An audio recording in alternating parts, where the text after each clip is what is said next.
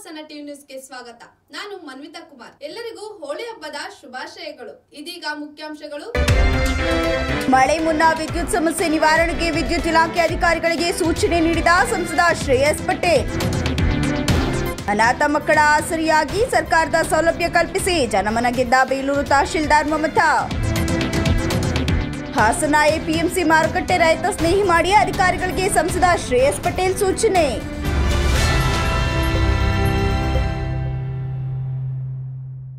ಹಾಸನದಲ್ಲಿ ಟಿಸಿ 24 ಗಂಟೆಯಲ್ಲಿ ನೀಡಲು ಹಾಗೂ ಮಳೆ ಮುನ್ನ ಇಂಧನ ಸಮಸ್ಯೆ ನಿವಾರಣೆಗೆ ಕ್ರಮ ಸೂಚಿಸಲಾಗಿದೆ ಎಂದು ಸಂಸದ ಶ್ರೇಯಸ್ ಎಂ ಪಟೇಲ್ ತಿಳಿಸಿದರು. ಹಾಸನದ ಸೆಸ್ಕಾಂ ಇಲಾಖೆ ಅಧಿಕಾರಿಗಳ ಜೊತೆ ಸಂಸದರ ಕಚೇರಿಯಲ್ಲಿ ಸಭೆ ನಡೆಸಿದ ನಂತರ ಮಾಧ್ಯಮದೊಂದಿಗೆ ಮಾತನಾಡಿ, ಸೆಸ್ಕಾಂ ಜೊತೆ ಜಂಟಿಯಾಗಿ ಸಭೆ ನಡೆಸಲಾಗಿದ್ದು, ಈಗ ಬೇಸಿಗೆ ಇರೋದ್ರಿಂದ ವಿದ್ಯುತ್ ಸಮಸ್ಯೆ ಎದುರಾಗುತ್ತೆ. ಸಪ್ಲೈಯಲ್ಲಿ ಸಿಂಗಲ್ ಫೇಸ್ ಆಗಿರಬಹುದು, ಸಮಸ್ಯೆ ಆಗುತ್ತೆ. ಕಡ್ಡಾಯವಾಗಿ 7 ಗಂಟೆಗಳ ಕಾಲ ಪ್ರೀ ಫೇಸ್ ಕೊಡಲೇಬೇಕು ಮತ್ತು 24 ಗಂಟೆಗಳ ಕಾಲ ಸಿಂಗಲ್ ಫೇಸ್ ಕೊಡಲೇಬೇಕು ಮತ್ತು ಸೆಸ್ಕಾಂ ಇಲಾಖೆ ಅಧಿಕಾರಿಗಳಿಗೆ ಸೂಚನೆಯನ್ನ ಕೊಡಲಾಗಿದೆ. ಅಧಿಕಾರಿಗಳು ಅಲ್ಲಿನ ನ್ಯೂನತೆಗಳು ಹಾಗೂ ಏನೇ ಸಮಸ್ಯೆಗಳಿದೆ, ಏತಕ್ಕಾಗಿ ವಿದ್ಯುತ್ ನೀಡೋಕೆ ತಡವಾಗ್ತಿದೆ, ಇದನ್ನ ಸಂಬಂಧಪಟ್ಟವರ ಗಮನಕ್ಕೆ ತರುವ ಕೆಲಸ ಮಾಡಲಾಗುತ್ತೆ ಅಂತ ಹೇಳಿದರು. ಜೊತೆಗೆ ರೈತರಿಗೆ ಟಿಸಿ ಸಮಸ್ಯೆ ಎದುರಾಗಿದ್ದು, ಬೇಸಿಗೆ ಅಂತ ಟಿಸಿಗಳು ಸುಟ್ಟು ಹೋಗ್ತಿವೆ. ತುರ್ತಾಗಿ ಟಿಸಿ ಕೊಡಬೇಕು. ಟಿಸಿ ಕೊಡುವ ವಿಚಾರದಲ್ಲಿ ಸಾರ್ವಜನಿಕರಿಂದ ಸಾಕಷ್ಟು ದೂರುಗಳಿವೆ. ಬೇಸಿಗೆ ಮುಗಿಯುವವರೆಗೂ ಅತಿ ತುರ್ತಾಗಿ 24 ಗಂಟೆಗಳಲ್ಲಿ ಸರ್ಕಾರದ ಸುತ್ತೋಲೆಯಲ್ಲಿ ಏನಿದೆ ಅದೇ ರೀತಿ ವಿದ್ಯುತ್ ಅನ್ನ ಕೊಡಬೇಕು. ಜಂಟಿಯಾಗಿ ಒಂದು ಸಭೆ ನಡೆಸಿದ್ವಿ. ಯಾಕಂದ್ರೆ ಎಲ್ಲಾ ಕಡೆ ಈಗ ಬೇಸಿಗೆ ಆಗಿರೋದ್ರಿಂದ ವಿದ್ಯುತ್ ಸಮಸ್ಯೆಗಳಿದೆ. ವಿದ್ಯುತ್ ವ್ಯತ್ಯಯ ಜಾಸ್ತಿ ಆಗ್ತದೆ. ಅದು ಸಪ್ಲೈ ಅಲ್ಲಿ ಆಗಿರ್ಬೋದು, ಅದು 3 ಫೇಸ್ ಆಗಿರ್ಬೋದು, ನಮ್ಮ ಮನೆಗೆ ಲೈಟಿಂಗ್ ಸಿಂಗಲ್ ಫೇಸ್ ಆಗಿರ್ಬೋದು, ಅದು ಸಮಸ್ಯೆ ಆಗ್ತಿದೆ. ಹಾಗಾಗಿ ಕಡ್ಡಾಯವಾಗಿ 7 ಗಂಟೆ 3 ಫೇಸ್ ಕೊಡ್ಲೇಬೇಕು ಮತ್ತೆ 24 ಗಂಟೆ ಸಿಂಗಲ್ ಫೇಸ್ ಕೊಡ್ಲೇಬೇಕು ಅಂತ ಸೂಚನೆ ಕೊಟ್ಟಿದ್ವಿ. ಅಧಿಕಾರಿಗಳು ಅಲ್ಲಿಯ ನ್ಯೂನತೆಗಳು ಏನೇನು ಸಮಸ್ಯೆಗಳಿದೆ, ಏನಕ್ಕೆ ಒಂದೊಂದು ಗಂಟೆ ತಡ ಆಗ್ತಿದೆ ಅಥವಾ ಕೊಡಕ್ಕಾಗ್ತಿಲ್ಲ ಅನ್ನೋದನ್ನೆಲ್ಲ ಹೇಳಿದ್ರೆ, ನಾವು ಸಹ ಅದನ್ನ ನಮ್ಮ ಮೇಲ್ ಅಥಾರಿಟಿಗೆ ಸಂಬಂಧಪಟ್ಟ ಇಲಾಖೆಯವ್ರಿಗೆ ತಗೊಂಡ್ಬಂದು ಗಮನ ಹರಿಸೋ ಕೆಲಸ ಮಾಡ್ತೀವಿ ಅಂತ ಹೇಳಿದ್ರು. ಜೊತೆಗೆ ಈಗ ರೈತರಿಗೆ ಟಿಸಿ ಸಮಸ್ಯೆಗಳು ಜಾಸ್ತಿ ಆಗಿದ್ದಾವೆ. ಬೇಸಿಗೆ ಅಂತ ಹೇಳಿದ್ಮೇಲೆ ಟಿಸಿ ಸುಟ್ಟೋಗ್ತಾ ಇದೆ. ಟಿಸಿ ಸಮಸ್ಯೆಗೋಸ್ಕರ ತುರ್ತಾಗಿ ಟಿಸಿ ಕೊಡ್ಲಿ. ಈಗ ಬೇಸಿಗೆ ಬೆಳೆ ನಾಶ ಆಗ್ಬಾರ್ದು, ವಾರಗಟ್ಲೆ ಮಾಡ್ತಾ ಇದ್ದಾರೆ ಅನ್ನೋದು ಸಾರ್ವಜನಿಕರು ಕಂಪ್ಲೇಂಟ್ಸ್ ಇದೆ ಟಿಸಿ ಕೊಡೋ ವಿಷಯದಲ್ಲಿ. ಅದನ್ನು ಸಹ ಬೇಸಿಗೆ ಮುಗಿಯೋವರೆಗೂ ಅತಿ ತುರ್ತಾಗಿ ಕೊಟ್ಟಂತ 24 ಗಂಟೆ ಒಳಗೆ ಏನು ಸರ್ಕಾರದ್ದು ಸುತ್ತೋಲೆ ಇದೆ ಅದೇ ರೀತಿಯಲ್ಲಿ ಕೊಡಬೇಕು ಅನ್ನೋದೊಂದು ಸೂಚನೆಯನ್ನು ಕೊಟ್ಟಿದ್ದೀವಿ. ಅದೆಲ್ಲ ನಾವು ಕ್ರಮಬದ್ಧವಾಗಿ ಮಾಡ್ತೀವಿ ಅಂತ ಹೇಳಿದ್ದಾರೆ. ಇನ್ನ ಎಪಿಎಂಸಿಗೆ ಬಂದಿದ್ರಿ, ನಮ್ಮ ನ್ಯಾಷನಲ್ ಹೈವೇಸ್ ಒಂದು ಮೀಟಿಂಗ್ ತಗೊಂಡಿದೆ. ಇದು ನಮ್ಮ ಬೇಲೂರು ಹಾಸನದ್ದು ಈಗಿರುವ ಸ್ಥಿತಿಗತಿಗಳು ಏನೇನ್ ಆಗ್ತಾ ಇದೆ ಅನ್ನೋದನ್ನ ಈ ಒಂದು ಸಭೆ ಕರೆದಿದ್ವಿ. ಅದನ್ನು ಸಹ ಈಗ ಚರ್ಚೆ ಮಾಡಿ ಯಾವ ಹಂತದಲ್ಲಿದೆ. ಈಗ ನಮ್ಗೆ ಸೋಮವಾರ ಈಗಾಗಲೇ ಸೆಷನ್ ಸ್ಟಾರ್ಟ್ ಆಗಿದೆ. ಸೋಮವಾರದಿಂದ ನಾನು ಸಹ ಸೆಷನ್ ಜಾಯ್ನ್ ಆಗೋದ್ರಿಂದ ಅಲ್ಲಿ ಸಂಬಂಧಪಟ್ಟ ಜಾಯಿಂಟ್ ಸೆಕ್ರೆಟರಿಗಳಾಗಿರ್ಬೋದು, ಸಚಿವರ ಹತ್ರ ಏನಾದ್ರೂ ಮನವಿ ಮಾಡೋದಿದೆಯಾ ಅನ್ನೋದನ್ನೆಲ್ಲ ಕೂಲಂಕಷವಾಗಿ ತಗೊಳ್ಳಿಕ್ಕೆ ನಮ್ಮ HLA ಅವರು, ನಮ್ಮ AC ಸಾಹೇಬರು, ನಮ್ಮ WA ಅವ್ರನ್ನೆಲ್ಲ ಕರೆದಿ ಅದು ಒಂದು ಚರ್ಚೆ ಮಾಡ್ತೀವಿ. ಸೋಮವಾರದಿಂದ ಸೆಷನ್ ಇರೋದ್ರಿಂದ ನಮ್ಮ ಕೇಂದ್ರದಲ್ಲಿ ಯಾವ್ಯಾವ್ದು ಕೆಲಸಗಳಾಗಬೇಕು, ಯಾವ ಸಚಿವರಿಗೆ ಏನೇನು ಮನವಿ ಮಾಡಬೇಕು ಅನ್ನೋದನ್ನ ತಗೊಳ್ಳಿಕ್ಕೆ ಇವತ್ತು ನಾಳೆ ಎಲ್ಲ ಈ ಒಂದು ಸಭೆಗಳು ತಗೊಂತಾ ಇದ್ದೀವಿ. ಈ ಬಗ್ಗೆ ಅಧಿಕಾರಿಗಳು ಕ್ರಮಬದ್ಧವಾಗಿ ಮಾಡುವುದಾಗಿ ಹೇಳಿದ್ದಾರೆ ಅಂತ ಹೇಳಿದ್ರು. ಹಾಸನದಲ್ಲಿ ಮಾರ್ಚ್ 16ರಂದು ಹಾಸನಾಂಬ ಕಲಾಕ್ಷೇತ್ರದಲ್ಲಿ ಶಿವಾಜಿ ಜಯಂತಿ ಗಣ್ಯರ ಸಮ್ಮುಖದಲ್ಲಿ ನಡೆಯಲಿದೆ ಎಂದು ಪರಿಷತ್ ಅಧ್ಯಕ್ಷ ಎನ್ ಲೀಲಾಕುಮಾರ್ ತಿಳಿಸಿದ್ದಾರೆ. ಪತ್ರಿಕಾಗೋಷ್ಠಿಯಲ್ಲಿ ಶುಕ್ರವಾರ ಮಾತನಾಡಿ, ಶಿವಾಜಿ ಮಹಾರಾಜರು ಅಲ್ಪಸಂಖ್ಯಾತರು ಹಾಗೂ ದೀನದಲಿತರ ಮೆಚ್ಚಿನ ರಾಜ ಇದ್ರು. ಮಹಾನ್ ರಾಜನ ಜನ್ಮದಿನಾಚರಣೆಯಲ್ಲಿ ನಾವೆಲ್ಲರೂ ಪಾಲ್ಗೊಳ್ಳುವುದು ಅನಿವಾರ್ಯವಾಗಿದೆ. ಇದೇ ಭಾನುವಾರದಂದು ಕನ್ನಡ ಮತ್ತು ಸಾಂಸ್ಕೃತಿಕ ಇಲಾಖೆ ಹಾಸನ ಜಿಲ್ಲೆ, ಹಾಸನ ಮತ್ತು ಕರ್ನಾಟಕ ಕ್ಷತ್ರಿಯ ಮರಾಠ ಪರಿಷತ್ ವತಿಯಿಂದ 398ನೇ ಶ್ರೀ ಶಿವಛತ್ರಪತಿ ಶಿವಾಜಿ ಮಹಾರಾಜರ ಜಯಂತ್ಯೋತ್ಸವವನ್ನು ಹಾಗೂ ಬೆಳಗ್ಗೆ 11 ಗಂಟೆಗೆ ಕಲಾಭವನದಲ್ಲಿ ಕಾರ್ಯಕ್ರಮ ನಡೆಸಲಾಗುತ್ತೆ. ಕಾರ್ಯಕ್ರಮಕ್ಕೆ ಮುಖ್ಯ ಗಣ್ಯ ವ್ಯಕ್ತಿಗಳು ಹಾಗೂ ವಿಶೇಷ ಆಹ್ವಾನಿತರಾಗಿ ಹಾಸನ ಜಿಲ್ಲೆಯ ಎಲ್ಲ ತಾಲೂಕುಗಳ ಕರ್ನಾಟಕ ಕ್ಷತ್ರಿಯ ಮರಾಠ ಪರಿಷತ್ತಿನ ಅಧ್ಯಕ್ಷರು ಹಾಗೂ ಕಾರ್ಯಕಾರಿಣಿ ಮಂಡಳಿಯ ಸಮಿತಿಯ ಸದಸ್ಯರನ್ನು ಆಹ್ವಾನಿಸಲಾಗಿದೆ. ಸೇರಿದಂತೆ ಜಿಲ್ಲೆಯ ಸಮಸ್ತ ಹಿಂದೂ ಬಾಂಧವರು ಕಾರ್ಯಕ್ರಮದಲ್ಲಿ ಭಾಗವಹಿಸಿ ಈ ಕಾರ್ಯಕ್ರಮವನ್ನು ಯಶಸ್ವಿಗೊಳಿಸಿಕೊಡಬೇಕು ಅಂತ ಈ ಮೂಲಕ ಕೇಳ್ಕೊಳ್ತೇನೆ ಅಂತ ಹೇಳಿದರು. ಹಾಸನದಲ್ಲಿ ನಡೆಸ್ತಾ ಇದ್ದೇವೆ. ಶಿವಛತ್ರಪತಿ ಶಿವಾಜಿ ಮಹಾರಾಜರ ಜಯಂತಿಯನ್ನು ಮಾರ್ಚ್ 16 ಭಾನುವಾರ ಕಲಾ ಭವನದಲ್ಲಿ ಪ್ರತಿ ವರ್ಷದಂತೆ ಸಂಸದರು, ಶಾಸಕರು, ಇತರ ಗಣ್ಯರ ಸಮ್ಮುಖದಲ್ಲಿ ಆಯೋಜಿಸಲಾಗಿತ್ತು. ಮರಾಠ ಸಮಾಜದ ಬಾಂಧವರು ಹಾಗೂ ಜಿಲ್ಲೆಯ ಸಮಸ್ತ ಹಿಂದೂ ಬಾಂಧವರು ಕಾರ್ಯಕ್ರಮದಲ್ಲಿ ಭಾಗವಹಿಸಿ ಕಾರ್ಯಕ್ರಮ ಯಶಸ್ವಿಗೊಳಿಸಲು ಸಹಕರಿಸಬೇಕು. ಕರ್ನಾಟಕ ಕ್ಷೇತ್ರೀಯ ಮರಾಠ ಪರಿಷತ್ತಿನ ಹಾಸನ ಜಿಲ್ಲಾ ಸದಸ್ಯನಾದ ನಾನು ಎನ್ ಲೀಲಾಕುಮಾರ್ ಶಿವಾಜಿ ಮಹಾರಾಜರು ಅಲ್ಪಸಂಖ್ಯಾತರು ಹಾಗೂ ದೀನ ದಲಿತರು ಮೆಚ್ಚಿನ ರಾಜರಾಗಿದ್ದರು. ಹಿಂದೂ ಸ್ವರಾಜ್ಯ ಸ್ಥಾಪಕ ಮತ್ತು ಎಲ್ಲ ಭಾರತೀಯ ಸ್ವಗತಿ ಅಂತಹ ಮಹಾರಾಜನನ್ನು ಜನ್ಮದಿನಾಚರಣೆ. ಪತ್ರಿಕಾಗೋಷ್ಠಿಯಲ್ಲಿ ಕರ್ನಾಟಕ ಕ್ಷತ್ರಿಯ ಮರಾಠ ಪರಿಷತ್ತಿನ ಪ್ರಧಾನ ಕಾರ್ಯದರ್ಶಿ ಎ.ವಿ. ರುದ್ರಪ್ಪಾಜಿರಾವ್ ಪೋರ್ಪಡೆ, ಗೌರವಾಧ್ಯಕ್ಷ ಎಚ್.ಜೆ. ತುಳಸಿರಾವ್ ಟಾಣ್ಗೆ, ಖಜಾಂಚಿ ಪ್ರಕಾಶ್, ನಿರ್ದೇಶಕ ಸುರೇಶ್ ಇತರರು ಉಪಸ್ಥಿತರಿದ್ದರು. ಹಾಸನದ ಎಪಿಎಂಸಿ ಮಾರುಕಟ್ಟೆಗೆ ಇಂದು ಸಂಸದ ಶ್ರೇಯಸ್ ಪಟೇಲ್ ಭೇಟಿ ನೀಡಿ ಪರಿಶೀಲನೆ ನಡೆಸಿದರು. ಹಾಸನದ ಎಪಿಎಂಸಿ ಮಾರುಕಟ್ಟೆ ಪರಿಶೀಲನೆಗೆ ಮೊದಲು ಸಂಸದ ಶ್ರೇಯಸ್ ಎಂ ಪಟೇಲ್ ಶ್ರೀ ಗಣಪತಿ ದೇವಾಲಯಕ್ಕೆ ಭೇಟಿಯನ್ನು ನೀಡಿ ಪೂಜೆಯನ್ನು ಸಲ್ಲಿಸಿದರು. ಮಳಿಗೆ ಹಂಚಿಕೆ, ಜಾಗದ ಕೊರತೆ, ಸ್ವಚ್ಛತೆ ಮತ್ತು ಭದ್ರತೆ ಕುರಿತಂತೆ ಸಭೆ ನಡೆಸಿ ಸೂಕ್ತ ಕ್ರಮ ಕೈಗೊಳ್ಳುವುದಾಗಿ ಭರವಸೆಯನ್ನ ನೀಡಿದರು. ಮಾಧ್ಯಮದೊಂದಿಗೆ ಮಾತನಾಡಿದ ಸಂಸದರು, ಮಾರುಕಟ್ಟೆಯಲ್ಲಿ ಹಲವು ಸಮಸ್ಯೆಗಳಿದ್ದು ಹಂತ ಹಂತವಾಗಿ ಬಗೆಹರಿಸಲಾಗುತ್ತೆ ಅಂತ ಹೇಳಿದರು. ಸ್ವಚ್ಛತೆಗಾಗಿ ಕಠಿಣ ಕ್ರಮ ಕೈಗೊಳ್ಳುವುದಾಗಿ ಎಚ್ಚರಿಸಿದರು. ಮಳಿಗೆ ಬಾಡಿಗೆಗೆ ನೀಡುತ್ತಿರುವ ಕುರಿತು ವರ್ತಕರು ದೂರನ್ನ ಮಾಡಿದಾಗ ಅಂತವರ ಮಳಿಗೆಗಳನ್ನು ರದ್ದುಪಡಿಸೋಕೆ ಅಧಿಕಾರಿಗಳಿಗೆ ಸೂಚನೆಯನ್ನ ನೀಡಿದರು. ಹಲವಾರು ಸ್ವಲ್ಪ ನ್ಯೂನತೆಗಳಿತ್ತು, ಮತ್ತೆ ಮಾಧ್ಯಮ ಪ್ರಸಾರದಲ್ಲಿ ಇದಾಗುವಂತ ಸ್ವಲ್ಪ ಸಮಸ್ಯೆಗಳಿದ್ದರಿಂದ ಬಂದು ಭೇಟಿಯನ್ನ ಕೊಟ್ವಿ. ನಮ್ಮ ಅಡ್ಮಿನಿಸ್ಟ್ರೇಟರ್ ಅಂತಹ ನಮ್ಮ ತಹಸೀಲ್ದಾರ್ ಶ್ವೇತಾ ಮೇಡಮ್ ಅವರು, ನಮ್ಮ ಸೆಕ್ರೆಟರಿ ಮಧು ಎಲ್ಲ ಇದ್ದಾರೆ. ನ್ಯೂನತೆಗಳು ಸಮಸ್ಯೆಗಳು ಇರೋದಂತೂ ನಿಜ. ಯಾಕಂತ ಹೇಳಿದ್ರೆ ಇಡೀ ನಮ್ಮ ಜಿಲ್ಲಾದ್ಯಂತ ವ್ಯಾಪಾರಸ್ಥರು ನಮ್ಮ ಜಿಲ್ಲೆಗೆ ಹೆಡ್ ಕ್ವಾರ್ಟರ್ ಬರ್ತಾರೆ. ಸ್ವಲ್ಪ ಜಾಗ ಚಿಕ್ಕದಿದೆ, ಆಮೇಲೆ ಮಳಿಗೆಗಳ ಸಮಸ್ಯೆ ಇದೆ. ಅದನ್ನೆಲ್ಲ ಕೂಲಂಕುಷವಾಗಿ ಪರಿಶೀಲಿಸಿ ಏನೇನು ಕ್ರಮ ತಗೊಳ್ಳುವಂತ ಕೆಲಸವನ್ನ ಮಾಡಿ ಅಂತ ನಾವು ಹೇಳಿದ್ದೀವಿ. ಮುಂಬರುವ ದಿನಗಳಲ್ಲಿ ಹಂತ ಹಂತವಾಗಿ ಸಮಸ್ಯೆಗಳನ್ನ ಬಗೆಹರಿಸೋ ಕೆಲಸವನ್ನ ಮಾಡ್ತೀವಿ. ಸ್ವಚ್ಛತೆ ಬಗ್ಗೆ ಈ ಸಂದರ್ಭದಲ್ಲಿ ತಹಶೀಲ್ದಾರ್ ಶ್ವೇತಾ, ಎಪಿಎಂಸಿ ಕಾರ್ಯದರ್ಶಿ ಮಧು, ಕಾಂಗ್ರೆಸ್ ಜಿಲ್ಲಾ ವಕ್ತಾರ ದೇವರಾಜೇಗೌಡ, ವರ್ತಕರ ಸಂಘಾಧ್ಯಕ್ಷ ಚಂದ್ರಶೇಖರ್ ಸೇರಿದಂತೆ ಇತರರು ಉಪಸ್ಥಿತರಿದ್ದರು. ನಿಮಗೂ ಕನಸು ಇದೆ, ಆದರೆ ಉಳಿತಾಯ ಯೋಜನೆ ಇಲ್ಲ ಅಂತ ನೀವು ಯೋಚಿಸ್ತಿದ್ದೀರಾ? ಅದ್ಭುತವಾದ ಮಾಸಿಕ ಉಳಿತಾಯ ಯೋಜನೆಯೊಂದಿಗೆ ಆಸರೆ ನಿಮ್ಮ ಮುಂದಿದೆ. ಯಾಕೆ ಕಾಯ್ತಿದ್ದೀರಿ? ಹಿಂದೆ ನಮ್ಮೊಂದಿಗೆ ಸೇರಿಕೊಳ್ಳಿ, ನಿಮ್ಮ ಕನಸನ್ನ ನನಸು ಮಾಡಿಕೊಳ್ಳಿ. ಪ್ರಥಮ ಡ್ರಾ 10 ಏಪ್ರಿಲ್ 2025. ನಿಮ್ಮ ದುಡಿಮೆಯಲ್ಲಿ ಪ್ರತಿ ತಿಂಗಳು 1,000 ಮೀಸಲಿಡಿ ಮತ್ತು ಆಕರ್ಷಕ ಬಹುಮಾನಗಳನ್ನ ಗೆಲ್ಲಿರಿ. ಅವಕಾಶ ನಮ್ಮದು, ಆಯ್ಕೆ ನಿಮ್ಮದು. ಈಗಲೇ ನಿಮ್ಮ ಹೆಸರನ್ನ ನೋಂದಾಯಿಸಿಕೊಳ್ಳಿರಿ. Aasare ventures, empowering your dreams. Shri Kalabhairaveshwara complex, N Nidagudu, Ballur ಅಂತೆ, ಬೇಲೂರು ತಾಲೂಕು, ಹಾಸನ ಜಿಲ್ಲೆ, ಮೂಡಿಗೆರೆ ರಸ್ತೆ, 573115. ಹೆಸರನ್ನ ನೋಂದಾಯಿಸಲು ಸಂಪರ್ಕಿಸಿ 9632551851, 6366511851. ನಿಯಮ ಮತ್ತು ನಿಬಂಧನೆಗಳು: 1ನೇ ತಿಂಗಳು ಒಬ್ಬ ವ್ಯಕ್ತಿಗೆ ಮಾರುತಿ ಸ್ವಿಫ್ಟ್ ಕಾರ್ ಹಾಗೂ ಇಬ್ಬರಿಗೆ ಹೋಂಡಾ ಆಕ್ಟಿವಾ. 2ನೇ ತಿಂಗಳು ಇಬ್ಬರಿಗೆ ಹೋಂಡಾ ಆಕ್ಟಿವಾ ಹಾಗೂ ಇಬ್ಬರಿಗೆ ಹೋಂಡಾ ಶೈನ್ ಬೈಕ್.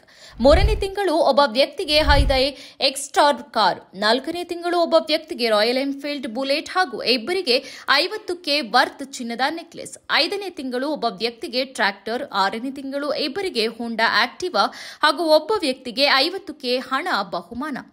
ಡ್ರಾ ಫಲಿತಾಂಶವನ್ನ ವಾಟ್ಸ್ಆಪ್ ಮೂಲಕ ತಿಳಿಸಲಾಗುವುದು. ಜೊತೆಗೆ ನಮ್ಮ ಯೂಟ್ಯೂಬ್ ಚಾನೆಲ್ನಲ್ಲಿ ನೇರ ಪ್ರಸಾರವನ್ನ ಕೂಡ ಮಾಡಲಾಗುವುದು. ಜೊತೆಗೆ 2 BHK ಹೌಸ್ ಕೂಡ ನೀಡಲಾಗ್ತಾ ಇದೆ. ಯಾವುದೇ ಕಾರಣಕ್ಕೂ ನಗದು ಬಹುಮಾನ ಹೊರತುಪಡಿಸಿ ಉಳಿದ ಬಹುಮಾನಗಳಿಗೆ ಬದಲು ಹಣವನ್ನು ನೀಡಲಾಗುವುದಿಲ್ಲ. ಕೊನೆಯವರೆಗೆ ಯಾವುದೇ ಬಹುಮಾನ ಗೆಲ್ಲದ ಸದಸ್ಯರು ನೀವು ಪಾವತಿಸಿದ ಹಣಕ್ಕೆ ಹೊಂದುವಂತಹ ಮೇಲಿನವುಗಳಲ್ಲಿ ಯಾವುದಾದರೊಂದು ಪ್ರೋತ್ಸಾಹಕ ಬಹುಮಾನವನ್ನು ಪಡೆದುಕೊಳ್ಳಬಹುದು. Aasare ventures, Shri Kalabhairaveshwara complex, N Nidagudu, Ballur ಅಂತೆ, ಬೇಲೂರು ತಾಲೂಕು, ಹಾಸನ ಜಿಲ್ಲೆ, ಮೂಡಿಗೆರೆ ರಸ್ತೆ, 573115. ಅವಕಾಶ ನಮ್ಮದು, ಆಯ್ಕೆ ನಿಮ್ಮದು. ಈಗಲೇ ನಿಮ್ಮ ಹೆಸರನ್ನ ನೋಂದಾಯಿಸಿಕೊಳ್ಳಿರಿ. 9632551851 ಹಾಗೆ 6366511851. ಕೆಎಸ್ಆರ್ಟಿಸಿ ನೌಕರರ ಗೃಹ ನಿರ್ಮಾಣ ಸಹಕಾರ ಸಂಘದ ಕುರಿತು ಸಾಮಾಜಿಕ ಜಾಲತಾಣಗಳಲ್ಲಿ ಅಪಪ್ರಚಾರ ನಡೆದಿದ್ದು, ಈ ಬಗ್ಗೆ ಸಂಘದ ಅಧ್ಯಕ್ಷ ಹೊನ್ನೇಗೌಡ ಸ್ಪಷ್ಟನೆ ನೀಡಿದ್ದಾರೆ. ಹಾಸನದ ಬಿ ಕಾಟಿಹಳ್ಳಿಯಲ್ಲಿ 25 ಎಕರೆ ಪ್ರದೇಶದಲ್ಲಿ 460 ಸೈಟ್ಗಳನ್ನು ಅಭಿವೃದ್ಧಿಪಡಿಸಿರುವ ಬಗ್ಗೆ ಮಾತನಾಡಿದ ಸಂಘದ ಅಧ್ಯಕ್ಷ ಹೊನ್ನೇಗೌಡ, ಸಾಮಾಜಿಕ ಜಾಲತಾಣಗಳಲ್ಲಿ ಹರಡುತ್ತಿರುವ ಮಾಹಿತಿ ತಪ್ಪು ಹಾಗೂ ಉದ್ದೇಶಪೂರ್ವಕ ಅಪಪ್ರಚಾರವಾಗಿದೆ ಅಂತ ಹೇಳಿದರು. 140 ಕೋಟಿ ಅವ್ಯವಹಾರ ನಡೆದಿದೆ ಎಂಬ ಆರೋಪಗಳು ಅಸತ್ಯ. ನಾವು ವಾಸ್ತವದಲ್ಲಿ 40 ಕೋಟಿ ಮಾತ್ರ ವೆಚ್ಚ ಮಾಡಿದ್ದೇವೆ. ಈಗಿನ ಸೈಟ್ ಮಾರುಕಟ್ಟೆ ದರ ಪ್ರತಿ ಚದರ ಅಡಿಗೆ 3,000 ಆಗಿದೆ. 70ರಿಂದ 80 ಎಕರೆ ಜಾಗ ನೋಡಿ 1000 ಕಾರ್ಮಿಕರಿಗೆ ನಿವೇಶನ ನೀಡೋಕೆ ಸಿದ್ಧತೆ ಮಾಡಿದ್ದೇವೆ. ಹಾಸನದಲ್ಲಿ ನಮ್ಮ ಲೇಔಟ್ ನಂಬರ್ 1 ಅಂತ ಹೆಮ್ಮೆ ಪಡುವಂತೆ ಅಭಿವೃದ್ಧಿ ಮಾಡಲಾಗಿದೆ. ಸೋಷಿಯಲ್ ಮೀಡಿಯಾ ಅಪಪ್ರಚಾರಗಳಿಗೆ ಕಿವಿ ಕೊಡಬೇಡಿ ಅಂತ ಮನವಿ ಮಾಡಿದರು.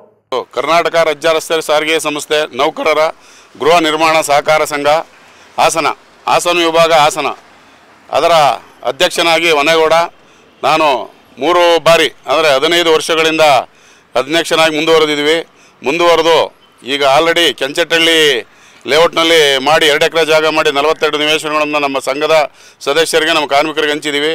ಇಲ್ಲಿ ಏನು ಈ ಜಾಗದಲ್ಲಿ ನಿಂತಿದ್ದೀವಿ ಬಿ ಕಾಟಳ್ಳಿ ಸರ್ವೆ ನಂಬರ್ಗಳಲ್ಲಿ ಲೇಔಟನ್ನಾಗಿ 25 ಎಕರೆ ಜಾಗದಲ್ಲಿ ಅಭಿವೃದ್ಧಿಪಡಿಸಿ 460 ಸೈಟುಗಳನ್ನು ಅಭಿವೃದ್ಧಿಪಡಿಸಿ ನಮ್ಮ ಕಾರ್ಮಿಕ ಸದಸ್ಯರುಗಳಿಗೆ ನಮ್ಮ ಸಹಕಾರ ಸಂಘಗಳ ಏನು ಕಾನೂನು ಚೌಕಟ್ಟಡಿಯಲ್ಲಿ ಅನುಮೋದನೆ ತಂದು ಎಲ್ಲ ಕಾರ್ಮಿಕರಿಗೂ ರಿಜಿಸ್ಟ್ರೇಷನ್ ಮಾಡಿಕೊಟ್ಟು ಎಲ್ಲ ಇವತ್ತು 75-80 ಮನೆ ಮೇಲೆ ಇವತ್ತು ಮನೆ ಕಟ್ಕೊಂಡು ಎಲ್ಲ ಸುಖವಾಗಿದ್ದಾರೆ. ಇದರ ವಿರುದ್ಧವಾಗಿ ಈಗೇನು ಸಾಮಾಜಿಕ ಜಾಲತಾಣದಲ್ಲಿ ನಮ್ಮ ಸಂಘದ ಬಗ್ಗೆ ನಮ್ಮ ಅಧ್ಯಕ್ಷರ ಬಗ್ಗೆ ಅಪಪ್ರಚಾರ ಮಾಡ್ತಾ ಇದ್ದಾರೆ. ಏನಿವತ್ತು ನಾವು 25 ಎಕರೆ ಪ್ರಾಜೆಕ್ಟ್ ಮಾಡಿದ್ದೀವಿ. ಅದು 40 ಕೋಟಿ ಪ್ರಾಜೆಕ್ಟ್ ಇದು ನಮ್ಮದು. 25 ಎಕರೆಗೆ 40 ಕೋಟಿ ರೂಪಾಯಿ ಪ್ರಾಜೆಕ್ಟ್ ಆಗುತ್ತೆ. 460 ಸೈಟ್ ಇದೆ. 460 ಸೈಟು ಇಂಟು ನಾವು ಕೊಟ್ಟಿರ್ತಕ್ಕಂಥ ರೇಟ್ ಏನಪ್ಪ ಅಂದರೆ 780 ರೂಪಾಯಿ ಕೊಟ್ಟಿದ್ದೀವಿ. ಕಾರ್ನರ್ ಸೈಟ್ 936 ರೂಪಾಯಿ ಕೊಟ್ಟಿದ್ದೀವಿ. ಆ ರೇಟನ್ನು ನಮ್ಮದು ಲೆಕ್ಕ ಹಾಕಿದ್ರು ಸಹ 40 ಕೋಟಿ ರೂಪಾಯಿ ರೇಟ್ ನಮ್ಮದು ಕರೆಕ್ಟಾಗಿದೆ. 40 ಕೋಟಿ ರೂಪಾಯಿನೇ ಆಗುತ್ತೆ. ನಾವು ಕಾರ್ಮಿಕರಿಂದ ಕಲೆಕ್ಟ್ ಮಾಡಿರೋದಂಥದ್ದು ಅಷ್ಟೇ ಹಣ. ನಾವೆಲ್ಲರಿಗೂ ರಿಜಿಸ್ಟ್ರೇಷನ್ ಮಾಡಿಕೊಟ್ಟಾಗಿ ಡೆವಲಪ್ಮೆಂಟ್ ಮಾಡಿ ಎಲ್ಲ ಆಗಿದೆ. ಇವರು ಏನೋ ನಮ್ಮ ವಿರುದ್ಧವಾಗಿ ಏನು ಈಗ ಚುನಾವಣೆ ಬಂದಿದೆ, ಈ ಮುಂದಿನ 23ನೇ ತಾರೀಕು ಭಾನುವಾರ ಚುನಾವಣೆ ಇದೆ. ಆ ಚುನಾವಣೆಗೋಸ್ಕರ ನಮ್ಮ ವಿರೋಧಿಗಳು ಇಲ್ಲ ಸಲ್ಲದ ಅಪಪ್ರಚಾರ ಮಾಡಿ 140 ಕೋಟಿ ಅವ್ಯವಹಾರ ಮಾಡಿದ್ದಾರೆ ಅಂತ ಹೇಳಿ ಸಾಮಾಜಿಕ ಜಾಲತಾಣದಲ್ಲಿ ಹರಿಬಿಟ್ಟಿದ್ದಾರೆ. ಅದರ ವಿಷಯವಾಗಿ ನಾನು ಹೇಳ್ತಾ ಇದ್ದೀನಿ, ನಾವು ಮಾಡಿರ್ತಕ್ಕಂಥದ್ದು 40 ಕೋಟಿ ಪ್ರಾಜೆಕ್ಟು. ನಮ್ಮ ಸೈಟ್ ಆವ್ರೇಜು 11ರಿಂದ 11.5 ಲಕ್ಷ ಬೀಳುತ್ತೆ ಒಂದು ಸೈಟಿಗೆ. ಇವತ್ತು ರೇಟ್ ಬಂದು 3 ಲಕ್ಷದ ಮೇಲೆ 3,000 ರೂಪಾಯಿ ಮೇಲೆ ರೇಟ್ ಇದೆ ಒಂದು ಅಡಿಗೆ.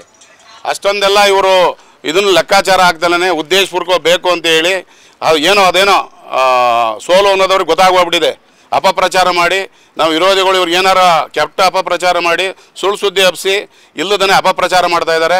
ದಯವಿಟ್ಟು ನಮ್ಮ ಕಾರ್ಮಿಕ ಮಿತ್ರರಲ್ಲಿ ಮನವಿ, ಯಾವುದೇ ರೀತಿ ಅವ್ಯವಹಾರ ನಡೆದಿರೋದು ಮಾಡಿದೆ ಇದು ನಡೆದಿದೆ ಅಂತೇಳಿ ಲೋಕಾಯುಕ್ತ ಕೇಸ್ ಕೊಟ್ಟಿದ್ದಾರೆ. ಸಹಕಾರ ಸಂಘಗಳ ನಿಬಂಧಕರು ಕೊಟ್ಟಿದ್ದಾರೆ, ಸಹಕಾರ ಸಚಿವರು ಕೊಟ್ಟಿದ್ದಾರೆ. ಎಲ್ಲ ರೀತಿ ತನಿಖೆ ಆಗಿದೆ. ಯಾವುದೋ ಅವ್ಯವಹಾರ ಆಗಿಲ್ಲ ಅಂತ ಕಂಡು ಬಂದಿದ್ರು ಸಹ ಇಲ್ಲದೇ ಸಲ್ಲದೇ ಅಪಪ್ರಚಾರ ಮಾಡಿ ನಮ್ಮ ವಿರುದ್ಧ ಇಲ್ಲ ಸಲ್ಲದ ಅಪಪ್ರಚಾರ ಮಾಡ್ತಾ ಇದ್ದಾರೆ. ಈಗೇನು ಈ ಲೇಔಟ್ ಮಾಡಿ ಹಂಚಿದ್ದೀವಿ ಕಾರ್ಮಿಕರಿಗೆ, ಮುಂದಿನ ದಿನಗಳಲ್ಲಿ ಏನು ನಮ್ಮ ಕಾರ್ಮಿಕರಿದ್ದಾರೆ ಎಲ್ಲ ಕಾರ್ಮಿಕರುಗಳಿಗೂ ಸಹ ಇದೇ ರೀತಿ ಇನ್ನೂ 1,000 ನಿವೇಶನಗಳನ್ನು ಮಾಡಿ ಹಂಚುವ ಗುರಿಯನ್ನು ಹೊಂದಿದ್ದೀವಿ.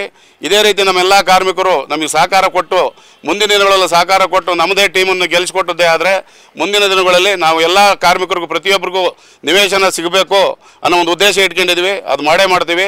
ಏನು 23ನೇ ತಾರೀಕು ಚುನಾವಣೆ ಇದೆ ಭಾನುವಾರ. ಆ ಚುನಾವಣೆಯಲ್ಲಿ ನಮ್ಮ ಕಾರ್ಮಿಕ ಏನು ಸಂಘಟನೆಯಾದ ಕಾರ್ಮಿಕ ಕೂಟದವರು ಮತ್ತು ನಮ್ಮ ಇಂಡಿಪೆಂಡೆಂಟ್ ಆದ ನಮ್ಮ ಟೀಮು ಎರಡು ಒಟ್ಟಾಗಿ ನಾವು ಚುನಾವಣೆ ಮಾಡ್ತಾ ಇದ್ದೀವಿ. ಆ ಚುನಾವಣೆಯಲ್ಲಿ ನಿಮ್ಮೆಲ್ಲ ಬೆಂಬಲ ನಮಗೆ ಕೊಟ್ಟು ಈಗೇನು ನಾವು ಲೇಔಟ್ ಮಾಡಿ ಹಂಚಿರೋದು ನಿಮಗೆಲ್ಲ ಗೊತ್ತಿದೆ. ಎಲ್ಲ ಕಾರ್ಮಿಕರು ದುಡ್ಡು ಕಟ್ತಾರೆ, ಎಲ್ಲ ಪ್ರತಿಯೊಬ್ಬರಿಗೂ ಸೈಟ್ ಕೊಟ್ಟಿದ್ದೀವಿ. ಯಾರಿಗೂ ಒಬ್ಬರು ದುಡ್ಡು ಕಟ್ತಾರೆ ಸೈಟ್ ಇಲ್ಲ ಅಂತ ಹೇಳಿಲ್ಲ. ಮತ್ತು ಮುಂದಿನ ದಿನಗಳಲ್ಲೂ ನಾವು ಜಾಗ ನೋಡಿದ್ದೀವಿ 70-80 ಎಕರೆನ 1,000 ಮೇಲೆ ನಿವೇಶನಗಳನ್ನು ಮಾಡಿ ಪ್ರತಿಯೊಬ್ಬ ಕಾರ್ಮಿಕ ನಿವೇಶನ ಕೊಡಲಿಕ್ಕೆ ಮುಂದಿನ ಗುರಿ ನಾವು ಹೊಂದಿದ್ವಿ. ಆ ಗುರಿ ಹೊಂದಿ ನೀವೆಲ್ಲನೂ ಅದನ್ನು ನಮಗೆಲ್ಲರೂ ಸಹಕಾರ ಕೊಟ್ಟು ನೀವು ನಮ್ಗೆ ಗೆಲ್ಲಿಸ್ಕೊಟ್ಟಿದ್ದೆ ಆದರೆ ಮುಂದಿನ ಚುನಾವಣೆಯಲ್ಲಿ ನಮ್ಮನ್ನು ಗೆಲ್ಲಿಸ್ಕೊಟ್ಟಿದ್ದೆ ಆದರೆ ನಿಮಗೆ ಎಲ್ಲರಿಗೂ ನಿವೇಶನ ಕೊಡಲಿಕ್ಕೆ ಯಾವುದೇ ರೀತಿ ನಾವು ಬದ್ಧ ಇದ್ದೀವಿ ಅಂತ ಹೇಳಿ ನಿಮ್ಮಲ್ಲಿ ಕೇಳ್ತಾ ಇದ್ದೀನಿ. ಯಾವುದೇ ಅಪಪ್ರಚಾರಗಳಿಗೆ ಕಿವಿ ಕೊಡಬೇಡಿ. ಇಲ್ಲ ಸಲ್ಲದ ಅಪಪ್ರಚಾರ ಮಾಡ್ತಾ ಇದ್ದಾರೆ, ಅದು ಮಾಡಿದ್ದಾರೆ ಇದು ಮಾಡಿದ್ದಾರೆ ಅಂತ. ಯಾವುದೇ ದಾಖಲೆ ರಹಿತ ಅಪಪ್ರಚಾರ ಮಾಡ್ತಾ ಇದ್ದಾರೆ. ದಾಖಲೆ ಇಟ್ಕೊಂಡು ಯಾವುದನ್ನೂ ಅಪಪ್ರಚಾರ ಮಾಡ್ತಾ ಇಲ್ಲ. ಅವರು ದಾಖಲೆ ರಹಿತ ಅಪಪ್ರಚಾರ ಮಾಡ್ತಾ ಇದ್ದಾರೆ. ಅವ್ರಿಗೆ ಇನ್ನೂ ಬೇಕಾಗಿಲ್ಲ. ಇನ್ನೂ ಅವ್ರಿಗೆ ಏನಾಯ್ತು ಅಂತಂದರೆ ಬೇಕಾಗಿತ್ತು, ಅದು ಬೇಕಾದಷ್ಟು ಸಿಗಲಿಲ್ಲ ಅಂತ ಹೇಳಿ ನಮ್ಮಿಂದ ಅನುಕೂಲ ತಗೊಂಡರೆ ಹೋಗಿ ನಮ್ಮೆಲ್ಲ ಅಪಪ್ರಚಾರ ಮಾಡ್ತಾ ಇರೋರು. ಬೇರೆ ಯಾರು ಅಪಪ್ರಚಾರ ಮಾಡ್ತಾ ಇಲ್ಲ, ಹೊರಗಡೆರಲ್ಲ. ನಮ್ಮಿಂದ ತಿಂದು ನಮ್ಮಿಂದ ಅನುಕೂಲ ಪಡ್ಕೊಂಡು ಅಲ್ಲಿಂದ ತಗೊಂಡೇ ನಮಗೂ ಈ ಥರದ ಅಪಪ್ರಚಾರ ಮಾಡ್ತಾ ಇದ್ದಾರೆ. ಅಪಪ್ರಚಾರಕ್ಕೆ ಯಾವುದಕ್ಕೂ ಕಿವಿ ಕೊಡಬೇಡಿ. ಮುಂದಿನ ದಿನಗಳಲ್ಲಿ ನೀವೆಲ್ಲರೂ ನಮಗೆ ಸಹಕರಿಸಿ ಎಲ್ಲರಿಗೂ ನಿವೇಶನ ಸಿಗ. ನಂತರ ಹಾಸನ ಘಟಕದ ಚಾಲಕ ಶೈಲೇಶ್ ಮಾತನಾಡಿ, ಅಪಪ್ರಚಾರ ಮಾಡ್ತಿರುವವರು ನಿಜವಾಗಿಯೂ ದಾಖಲೆಗಳಿದ್ರೆ ಯಾಕೆ ದೂರು ಕೊಡೋದಿಲ್ಲ? 40 ಕೋಟಿ ರೂಪಾಯಿಯ ಯೋಜನೆ ಹೇಗೆ 140 ಕೋಟಿ ಆಗ್ಬೋದು? ಕಾರ್ಮಿಕರನ್ನ ತಪ್ಪು ದಾರಿಗೆ ಎಳೆಯಬೇಡಿ ಅಂತ ವಾಗ್ದಾಳಿ ನಡೆಸಿದರು. ಈಗ ಏನು ಜಾಲತಾಣಗಳಲ್ಲಿ ಅನಾವಶ್ಯಕವಾದಂಥ ಒಂದು ವಿಡಿಯೋ ಕ್ಲಿಪ್ನ ಬಿಟ್ಟುಕೊಂಡು ಈ ನಮ್ಮ ಹೌಸಿಂಗ್ ಸೊಸೈಟಿಯ ಬಗ್ಗೆ ಅಪಪ್ರಚಾರ ಮಾಡ್ತಾ ಇದ್ದಾರೆ. ಅವ್ರಿಗೊಂದು ಕಿವಿ ಮಾತು ಹೇಳೋಕ್ಕೆ ಇಷ್ಟಪಡ್ತೀನಿ. ನಿಮ್ಮ ಅಪಪ್ರಚಾರಕ್ಕೆ ಸಂಬಂಧಪಟ್ಟಂಥ ದಾಖಲೆಗಳನ್ನ ನಿಮ್ಮಲ್ಲಿದ್ದರೆ ಯಾಕೆ ನೀವು ದೂರ ಸಲ್ಲಿಸದೆ ಸುಮ್ಮನೆ ಈ ಚುನಾವಣೆಯಲ್ಲಿ ಅಪಪ್ರಚಾರ ಮಾಡ್ತೀರಿ? ಇಲ್ಲಿಯವರೆಗೂ ನೀವು ನಮ್ಮ ಜೊತೆನೇ ಇದ್ರಲ್ಲ, ಅವಾಗೆಲ್ಲೋಗಿತ್ತು ನಿಮ್ಮ ಅಪಪ್ರಚಾರ? ಆವಾಗ ನಾವು ನಿಮ್ಗಳ ಜೊತೆ ನಿಮ್ಗಳಿಗೆ ಎಲ್ಲರೂ ತುಂಬ ಚೆನ್ನಾಗಿದ್ವಿ. ಇವಾಗ ನಿಮ್ಮ ಮಾತುಗಳನ್ನ ಕೇಳಲಿಲ್ಲ, ನೀವು ಹೇಳ್ದಂಗೆ ನಡ್ಕೊಳ್ಳಿಲ್ಲ ಅಂತ ಹೇಳ್ಬಿಟ್ಟು ನಾವೆಲ್ಲರೂ ತುಂಬ ಕೆಟ್ಟವರಾಗಿದ್ದೀವಿ. 40 ಕೋಟಿ ರೂಪಾಯಿ ಇರೋ ಪ್ರಾಜೆಕ್ಟು 140 ಕೋಟಿ ರೂಪಾಯಿನೂ ಆಗಿರುತ್ತೆ ಅಲ್ವಾ? ಈ ರೀತಿ ಯಾವುದೇ ರೀತಿ ಅಪಪ್ರಚಾರ ಮಾಡಬೇಡಿ, ಕಾರ್ಮಿಕರನ್ನ ತಪ್ಪುದಾರಿ ಎಳಿಬೇಡಿ, ಸುಳ್ಳು ಸುದ್ದಿಗಳನ್ನ ಹಬ್ಬಿಸ್ಬೇಡಿ ಅಂತ ಈ ಮೂಲಕ ಹೇಳ್ಕೊಳ್ತಾ ನನ್ನ ಎಲ್ಲ ಸಾರಿಗೆ ಬಾಂಧವರಲ್ಲಿ ಮತ್ತೊಮ್ಮೆ ಕೇಳ್ಕೊಳ್ತೇನೆ, ನಮ್ಮ ಉತ್ತಮವಾದಂಥ ತಂಡವನ್ನು ಆರಿಸಿ ಮುಂದೆ ನಾವು ಯೋಜಿಸಿ ಸ್ಪರ್ಧಾ ಜಗತ್ತನ್ನ ಎದುರಿಸಲು ಸರ್ವ ಸನ್ನದ್ಧವಾಗಿ ನಿಂತ ನಿಮ್ಮ ಮುದ್ದು ಮಗುವಿಗೊಂದು ಸುಂದರ ವಾತಾವರಣವಿರುವ ಶಾಲೆಯ ಹುಡುಕಾಟದಲ್ಲಿದ್ದೀರಾ? ಹಾಗಾದ್ರೆ ಇದು ನಿಮಗಾಗಿ ಅದ್ಭುತವಾದ ಅವಕಾಶವೊಂದನ್ನ ನೀಡಿ ನಿಮ್ಮ ಮಗುವಿನ ಅಂತರಾಳದಲ್ಲಿ ಅಡಗಿರುವ ಸೂಕ್ತ ಪ್ರತಿಭೆಯನ್ನ ಅನಾವರಣಗೊಳಿಸಲು ಸಜ್ಜಾಗಿ ನಿಂತಿದೆ ಹಾಸನದ ಪ್ರತಿಷ್ಠಿತ ಸಿಬಿಎಸ್ಇ ಸ್ಕೂಲ್ಗಳಲ್ಲಿ ಒಂದಾದ ಟೈಮ್ಸ್ ಗುರುಕುಲ ಸಿಬಿಎಸ್ಇ ಸ್ಕೂಲ್. ಸಕಲೇಶಪುರದ ಸುಭಾಷ್ ಮೈದಾನದಲ್ಲಿ ಸುಮಾರು ವರ್ಷಗಳಿಂದ ಪುರಸಭೆ ವ್ಯಾಪ್ತಿಯ ಕಸವನ್ನು ಸಂಗ್ರಹಿಸಿದ್ದು ಮಳೆಗಾಲದಲ್ಲಿ ನೀರು ಹರಿದು ಅಕ್ಕಪಕ್ಕದ ಅಂಗಡಿ ಮುಂಗಟ್ಟುಗಳು ಹಾಗೂ ಸಾರ್ವಜನಿಕರು ತೊಂದರೆ ಅನುಭವಿಸುವಂತಾಗಿದೆ. ಈ ಕುರಿತು ಸಕಲೇಶಪುರ ಆಲೂರು ಕಟ್ಟಾಯ ವಿಧಾನಸಭಾ ಕ್ಷೇತ್ರದ ಶಾಸಕರಾದ ಶ್ರೀ ಸಿಮೆಂಟ್ ಮಂಜೂರವರು ಇಂದು ಸದನದಲ್ಲಿ ಈ ವಿಷಯವನ್ನು ಸರ್ಕಾರದ ಗಮನಕ್ಕೆ ತಂದು ಕಸ ವಿಲೇವಾರಿಯನ್ನ ಸೂಕ್ತ ರೀತಿಯಲ್ಲಿ ನಿರ್ವಹಣೆ ಮಾಡಬೇಕು ಅಂತ ಒತ್ತಾಯಿಸಿದರು. ಈ ಸಕಲೇಶಪುರದಲ್ಲಿ ಏನಾಗಿದೆ, ಕಸನ ಒಂದು ಕ್ರೀಡಾಂಗಣ ಇದೆ, ಸಕಲೇಶಪುರ ಸುಭಾಷ್ ಮೈದಾನ ಅಂತಕ್ಕಂಥ ಒಂದು ಕ್ರೀಡಾಂಗಣ. ಆ ಕ್ರೀಡಾಂಗಣದ ಮಧ್ಯದಲ್ಲಿ 8-10 ವರ್ಷಗಳಿಂದ ಕಸನ ಸ್ಟಾಕ್ ಮಾಡಿ ಆ ಇಡೀ ಮಳೆಯಲ್ಲಿ ನೆಂದು ಅಕ್ಕಪಕ್ಕದ ಇರ್ತಕ್ಕಂಥ ಅಂಗಡಿಗಳು ಬರ್ತಕ್ಕಂಥ ಮಕ್ಕಳಿಗೆಲ್ಲ ಕಾಯಿಲೆ ಬರ್ತಕ್ಕಂಥ ವ್ಯವಸ್ಥೆ ಆಗಿದೆ. ನಾವು ಹಲವಾರು ವರ್ಷಗಳಿಂದ ಅದನ್ನ ಟೆಂಡರ್ ಆಗುತ್ತೆ ಅಂತ ಹೇಳ್ತಾರೆ, ಟೆಂಡರ್ ಆಗಲ್ಲ. ಅದೇನೋ ಕಸನ ವಿಲೇವಾರಿ ಮಾಡ್ಲಿಕ್ಕೆ ಈ ನಿಟ್ಟಿನಲ್ಲಿ ದಯವಿಟ್ಟು ಅದನ್ನ ಕಸನ ಅಲ್ಲಿಂದ ಶಿಫ್ಟ್ ಮಾಡಿ ಅದನ್ನ ಆದಷ್ಟು ಬೇಗ ವಿಲೇವಾರಿ ಮಾಡಿಕೊಡ್ಬೇಕು. ಜಿಲ್ಲಾಧಿಕಾರಿಗಳಿಗೆ ಸೂಚನೆ ಕೊಡಬೇಕು, ಆದಷ್ಟು ಬೇಗ ಟೆಂಡರ್ ಮಾಡಿ ಆ ಕಸನ ಬೇರೆ ಕಡೆ ಶಿಫ್ಟ್ ಮಾಡಿದ್ರೆ ನಿಜವಾಗ್ಲೂ ಸಕಲೇಶಪುರ ಜನಕ್ಕೆ ಎಲ್ಲ ಕಡೆ ಕಸ ಎಲ್ಲ ಕಡೆ ಇದೆ. ಈಗ ಅಲ್ಲಿ ನಗರದ ಕಸವನ್ನು ಗ್ರಾಮೀಣ ಪ್ರದೇಶದಲ್ಲಿ ಆಗ್ತಿದ್ದಾರೆ. ನಮ್ಮಲ್ಲಿ ಸುಳ್ಯದಲ್ಲಿ ಅಲ್ಲಿಯ ಕೂಡ ಹೀಗೆ ಡಂಪ್ ಮಾಡಿ ವೇಸ್ಟ್ ಆಗಿ ನೀರು ಹರಿದು ಬಂದು ಆ ನೀರೆಲ್ಲ ಮಳೆಗಾಲದಲ್ಲಿ ಪರಿಸರಕ್ಕೆ ಬಂದು ಹಾಳಾಗ್ತಿದೆ, ರೋಗ ಬರ್ತದೆ. ಅದಕ್ಕೋಸ್ಕರ ಆ ಕಸವನ್ನು ನಮ್ಮ ಸುಳ್ಯದ ಕಸವನ್ನು ಕೂಡ ಡಂಪ್ ಮಾಡಬೇಕು. ಮತ್ತೊಂದು ವಿಷಯ, ಅಲ್ಲಿ ನಮ್ಮ ಈಗ ಮೊದಲು ನಮ್ಮ ಕೋಟ ಶ್ರೀನಿವಾಸ ಪೂಜಾರಿ ಇರುವಾಗ ಗ್ರಾಮ ಪಂಚಾಯತ್ ಸದಸ್ಯರ ಗೌರವಧನವನ್ನು ಜಾಸ್ತಿ ಮಾಡಿಸಿದ್ದಾರೆ. ನಗರ ಮತ್ತು ಪಟ್ಟಣ ಪಂಚಾಯತ್ ಎಲ್ಲ ಸದಸ್ಯರ ಗೌರವಧನವನ್ನು ಜಾಸ್ತಿ ಮಾಡಬೇಕಂತ ವಿನಂತಿ ಮಾಡಿಕೊಳ್ತೀವಿ. ಈಗ ಮಂತ್ರಿ ಅವರೇ, ಒಂದು ವೇಳೆ ಇಂದು ನಡೆದ ಅಧಿವೇಶನ ಕಲಾಪದಲ್ಲಿ ಹಾಸನ ನಗರಸಭೆಗೆ ಮಹಾನಗರ ಪಾಲಿಕೆಯ ಸ್ಥಾನಮಾನ ನೀಡಲಾಗಿದ್ದು 37 ಹಳ್ಳಿಗಳನ್ನು ಸೇರಿಸಲಾಗಿದೆ. ಅರೆಕಲ್ಲು ಹೊಸಳ್ಳಿ ಗ್ರಾಮವನ್ನು ಅವೈಜ್ಞಾನಿಕವಾಗಿ ಸೇರ್ಪಡೆ ಮಾಡಲಾಗಿದೆ ಎಂಬ ಕಾರಣಕ್ಕೆ ಇದನ್ನು ಕೈಬಿಟ್ಟು ಹಾಸನದ ಹತ್ತಿರದ ನಿಡೂಡಿ, ಚಿಟ್ಟನಹಳ್ಳಿ ಮತ್ತು ಲಕ್ಷ್ಮೀಸಾಗರ ಹಳ್ಳಿಗಳನ್ನು ಸೇರಿಸಲು ಪೌರಾಡಳಿತ ಸಚಿವ ರಹೀಂ ಖಾನ್ ಒಪ್ಪಿಕೊಂಡಿದ್ದಾರೆ. ಇದೇ ಸಂದರ್ಭದಲ್ಲಿ ಸೇರ್ಪಡೆಗೊಂಡ ಹಳ್ಳಿಗಳಲ್ಲಿ ಸ್ಥಳೀಯ ಆಡಳಿತದ ಕೊರತೆ ಮತ್ತು ಅನುದಾನದ ಸಮಸ್ಯೆ ಚರ್ಚಿಸಲಾಯಿತು. ಸಚಿವರು ಮಾರ್ಚ್ ಅಂತ್ಯದೊಳಗೆ 110 ಕೋಟಿಗೂ ಅಧಿಕ ಅನುದಾನ ಬಿಡುಗಡೆ ಮಾಡಲಾಗುತ್ತೆ ಅಂತ ಭರವಸೆಯನ್ನು ನೀಡಿದರು. ಈ ಅನುದಾನದಿಂದ ಹಳ್ಳಿ ಪ್ರದೇಶಗಳ ಅಭಿವೃದ್ಧಿಗೊಳಿಸಲಾಗುತ್ತೆ ಅಂತ ಈ ಮೂಲಕ ತಿಳಿಸುತ್ತೇನೆ ಅಂತ ಹೇಳಿದರು. ಸೋಮಪ್ರಕಾಶ್.